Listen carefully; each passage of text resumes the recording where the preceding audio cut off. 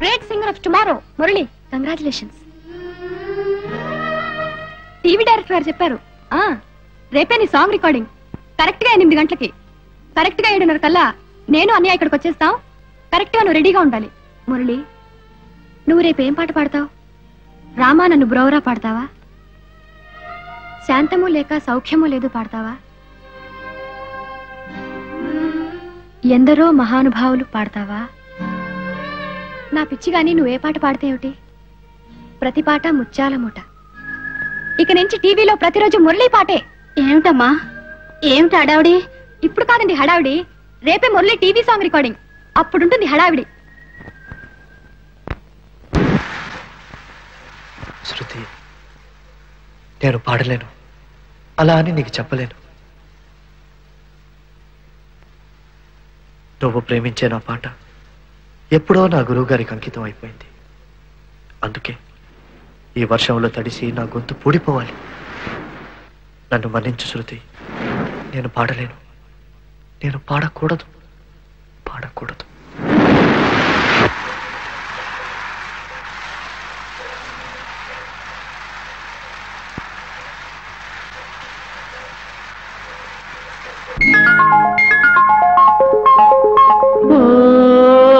ಸಂದೆ ಅಂದೆ ಘಲ್ಲು ಮನ್ನ ಪಾದನವರಿದೋ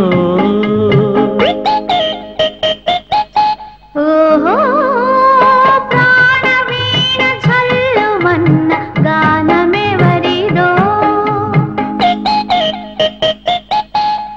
ಓ ಸಂದೆ ಅಂದೆ ಘಲ್ಲು ಮನ್ನ ಪಾದನವರಿದೋ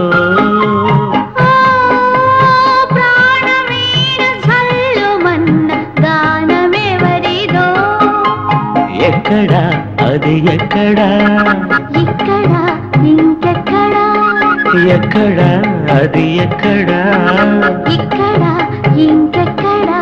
ఆ పాదగాన మేళనం ప్రణయ కళా నిరాజనం. ఓ సందే అందే కల్లు మన్న పాదమెవరిదో.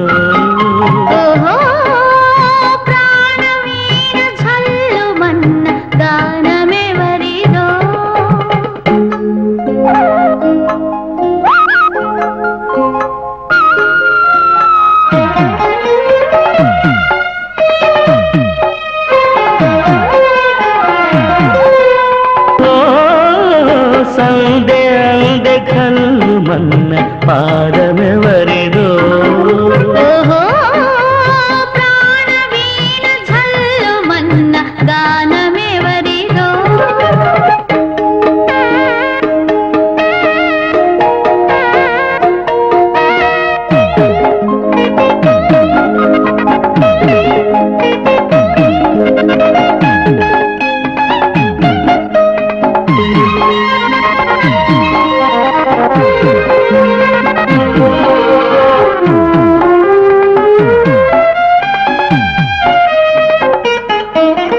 గాలి అడుగు తేలుతుంటే నేల లేచెనా, పూలు వీచెనా, కడలి ఏరు కలుసుకుంటే కలలు మూగినా, కాలమాగినా.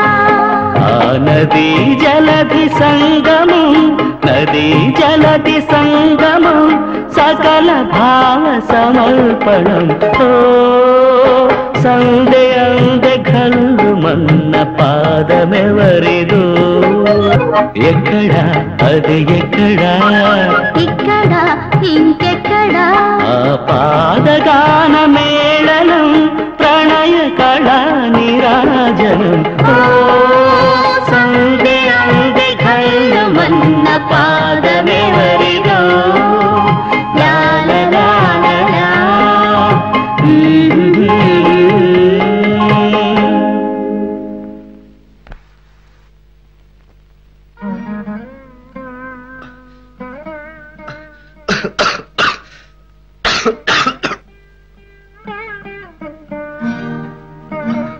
టీవీలో పాడాలి పాడాలని గంతులేశాడు. ఇప్పుడు జ్వరం వచ్చి ఇలా పడున్నాడు.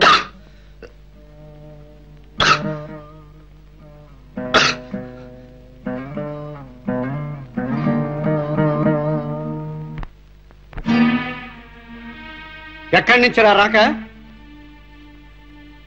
నాన్న నార్మల్ ఈ రోజు మీ ఇద్దరు నన్ను ఇలా ఏడిపిస్తారని తెలియక ఊహించక మీరు పుట్టినప్పుడు ఆనందంతో ఉక్కిరి బిక్కిరైన చవటం రా నేను మీ జీవితాలని అంతస్తు నుంచి అంతస్తుకు పెంచాలనే భ్రమతో బతుకుతున్న వెర్రిబాగులు వాణిరా నా అంతస్తు నుంచి ఏనాడో దిగతారి అధపతాళానికి పోయావు నువ్వు నీతో పాటు దాన్ని కూడా ఎందుకు కిందకి లాగాలని ప్రయత్నిస్తావు ఆదర్శాలు ప్రేమలు అంటూ అడుక్కు తినడానికి రాసపాట్లు వేసుకుంటున్నారేరా మీ ఇద్దరు ఇంకా ఓపిక పట్టే శక్తి నాకు లేదు తన చెల్లెల్ని తీసుకెళ్లి ఒక బికారి విధవ చేతిలో పెట్టాలని చూసే అన్న నా ఇంట్లో ఉండడానికి వీల్లేదు వెళ్ళు తక్షణమే ఇంట్లోంచి బయటకు వెళ్ళు నేను చచ్చాక నా తలకొని పడ్డానికి కూడా నువ్వు రానక్కర్లేదు నాన్న చెల్లాయి తనకు నచ్చిన బాటలో నడుస్తానంటోంది నీకు నచ్చిన బాటలో నడవాలని నువ్వు శాసిస్తున్నావు చెల్లాయి మార్గమే నిజమైందని నేను నమ్ముతున్నాను నా మార్గం నేను చూసుకుంటున్నాను తలకొరివి పెట్టడానికి కూడా రానక్కర్లేదన్నావు అలాగే రాన్నన్న చనిపోయిన శవాన్ని దహనపరిచేటప్పుడు మన సాంప్రదాయం ప్రకారం కావలసిన వాళ్ళు చిన్న మెత్తు బంగారం నోట్లో వేస్తారు చిన్న మెత్తు నీకు సరిపోదు కదా ఇదిగో దాదాపు తులం ఉంటుంది నువ్వు పోయేటప్పటికి నీకు కావలసిన వాళ్ళు ఎవరైనా ఇంకా మిగిలుంటే వాళ్లలో ఒకరికి దివ్వు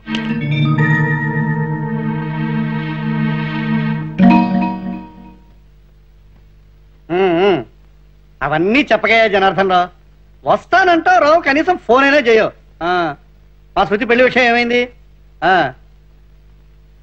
అదేనయ్యా ఎట్టి పరిస్థితుల్లోనూ శృతి పెళ్లి నెలలో చేసేయాలయ్యా మొన్న చెప్పావా పెళ్లి వారిని తీసుకొస్తున్నావా అన్నీ తీసుకురావాలి మరి ఆహా సరే సార్ అనవసరంగా మీరు చితికిపోతున్నారు మమ్మల్ని చెత్త కొట్టేస్తున్నారు అదే సార్ ప్రేమ అనే పదార్థాన్ని చెత్త కొట్టేస్తున్నారు ఏమిటయ్యా నీ దిక్కుమాల ప్రేమతో నన్ను చెత్త కొట్టేస్తున్నావు అసలు ఈ పదార్థమైనా తీసుకొని ఇస్తావా శృతికి పెళ్లి సంబంధాలు వేరే వెతకడం ఎందుకు సార్ అపర గంధర్వుడు మన మురళి ఉన్నాడు కదా అతని పాటకు మన శృతి తోడైతే ఏమిటి అతని పాట అది ఎప్పటిదో మాటయ్యా ఇంకా వాడు జీవితంలో పాడలేడు పాటవాడికి ఏనాడో దూరం అయిపోయింది వాడి గొంతుకి శాశ్వతంగా గొళ్ళెం వేసేశాను నా గొంతుకని శాశ్వతంగా కట్టేయాలి ఇది ప్రస్తుతం మనిద్దరం తేల్చుకోవాల్సిన విషయం మీరు కోరుకున్నట్టు ఎక్కడ సంతకం కావాలో అక్కడ పెట్టించుకోండి వెంటనే ఆ డబ్బు నాకు ఇచ్చి పంపించండి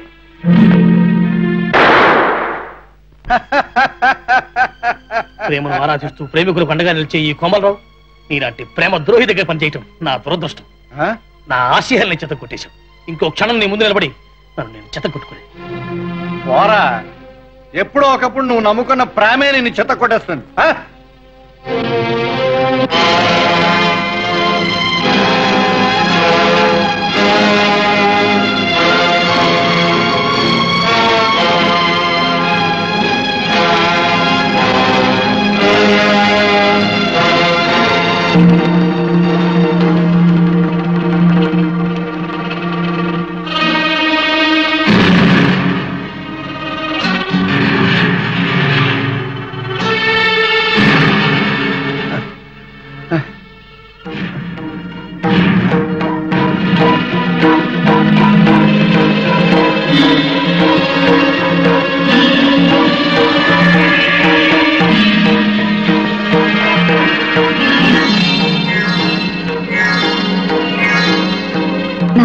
తన కూతురు ప్రేమించిన వ్యక్తిని హత్య చేయించిన వాడి కంటే తీవ్రంగా ప్రవర్తించావు నువ్వు ఎందుకంటే సరస్వతి స్వరూపమైన గొంతును కట్టేసిన నువ్వు ఆ హంతకుడు కంటే దారుణమైన వాడివి కానీ నువ్వు నా ప్రేమను కట్టేయలేవు ఆ నిజాన్ని గట్టిగా చెప్పడానికే నేను అన్ని కాగితాల మీద అదే విషయం రాశాను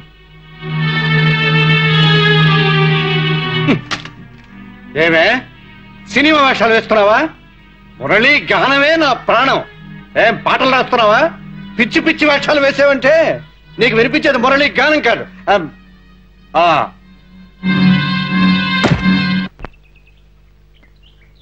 LOVE నాన్ సెన్స్ ఈ ప్రేమ అనే పదార్థం మనుషులు హింసించడానికే పుట్టింది ఈ రోజుతో దీనికి మనకు రామ్ రామ్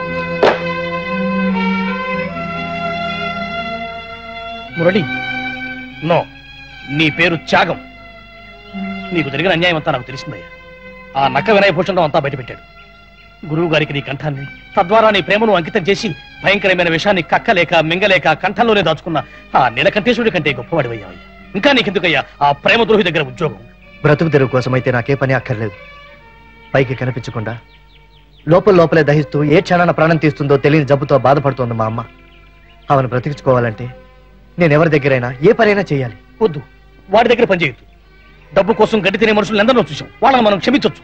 కానీ వీడు పవిత్ర ప్రేమికుడు గొంతు కోశాడు, సంగీత సరస్వతికి సమాధి కట్టాడు, చేత కొట్టేశాడు.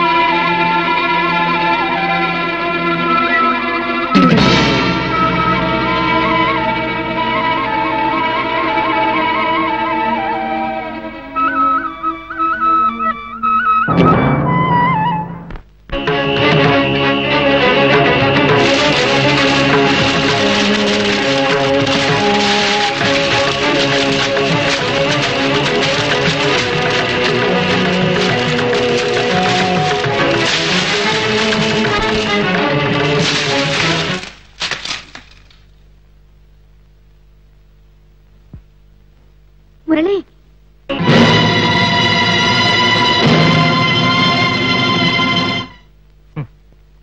కేవలం వెదురుతో చేసిన మురళి పాపం మిమ్మల్ని ఏం చేసింది? మురళి అనే పదం వినపడకూడదు, కనపడకూడదు. అది వెదురుతో చేసిందైనా బంగారంతో చేసిందైనా సరే. అరేరే, అలా తొందరపడి నిర్ణయాలు తీసుకోకండి. ఇది బంగారంతో చేసిన మురళి అయితే నెత్తి మీద పెట్టుకుంటారు, అపురూపంగా మీ అమ్మాయి మెడలో వేలాడగడతారు. నార్మాయ్, మా అమ్మాయి పేరెత్తడానికైనా పనికిరావు నువ్వు. మా శృతి కట్టుకున్న చీరపాటి విలువ కూడా చేయవు నువ్వు. ఏమన్నారు? నోరు ముయ్యమన్నారా? మీ దయ వల్ల ఇంకా నా నోరు మూతపడిపోలేదు, లేకుంటే నేను అనేవాడిని మిమ్మల్ని నోరు ముయ్యమని. మీరు మురళిని విరిచినంత తేలిగ్గా నేను మీ చేతిని ముక్కలు ముక్కలుగా విరిచేయగలను. కానీ అలా చేసి నా సంస్కారానికి మచ్చ తెచ్చుకోలేను. ఇక విలువల గురించి మాట్లాడవలసి వస్తే మీ కూతురు శృతి కంటే కోటి రెట్లు విలువైన నా కంఠంలోని శృతిని నా గురువు గారిని అడ్డం పెట్టుకుని దోచుకున్నారు మీరు. ఆ శృతి నా నుండి దూరం అయ్యాక మీ శృతి నాకెందుకు, మీ ఉద్యోగం నాకెందుకు? మీరిక హాయిగా నిశ్చింతగా మీ కూతురు మెడలో కట్టడానికి ఓ బంగారు మురళి కోసం వేట ప్రారంభించండి.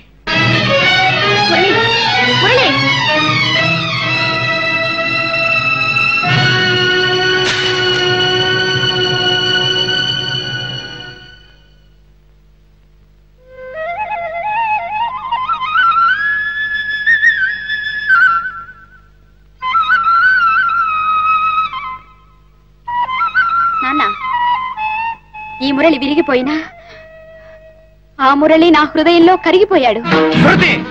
అవును, శృతిని, మురళి శృతిని. అన్నయ్యలా నీ నుంచి పిరికితనంతో దూరంగా పారిపోను, నీ ఎదురుగానే ఉంటాను. దుర్మార్గంతో నువ్వు దూరం చేసిన నా మురళిగాను నా మురళి పాట మళ్ళీ నాకు వినబడేంత వరకు నీళ్లు తాగను, అన్నం తినను, మాట్లాడను.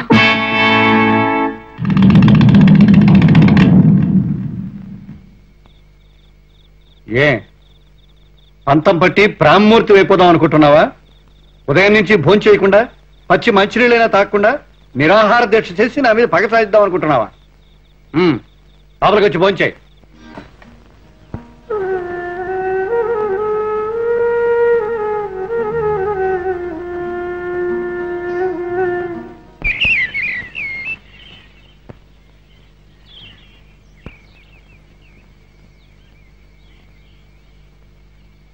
ఏ ఈ ధోరణి మార్చుకోవా? ఒక పనికి మాలిన వాడి కోసం మోగనం పట్టి నిద్రాహారాలు మాని చచ్చిపోదాం అనుకుంటున్నావా? కన్న తండ్రి కసాయవాడని చెప్పి లోకానికి చాటి చెప్దాం అనుకుంటున్నావా? ఏం మాట్లాడే? చూడమ్మా, నేను కసాయివాణ్ణి కాదమ్మా, కన్న తండ్రిని. బిడ్డల్ని ఓ అంతస్తులో నిలబెట్టి ఆనందపడాలని నలుగురులాగా కళ్ళకనే ఒక మామూలు తండ్రిని. ఆ మాట విను శృతి. కాశ్మీర్లో ప్రకృతి అందంగా ఉంటుందని, గోదావరి గట్టున కోయిల తీయగా పాడుతుందని, ఆ అందాన్నే చూస్తూ ఆ పాటనే వింటూ తిండి తిప్పలు మానేసి ఎవరు ఉండిపోరమ్మా. మురళిని నువ్వు కోరుకోవడం కూడా అలాగే ఉంటుందమ్మా. నా తల్లివి కదూ, నీ పట్టుదల విడిచిపెట్టమ్మా. రామ్మా, భోంచేయమ్మా ప్లీజ్. రా.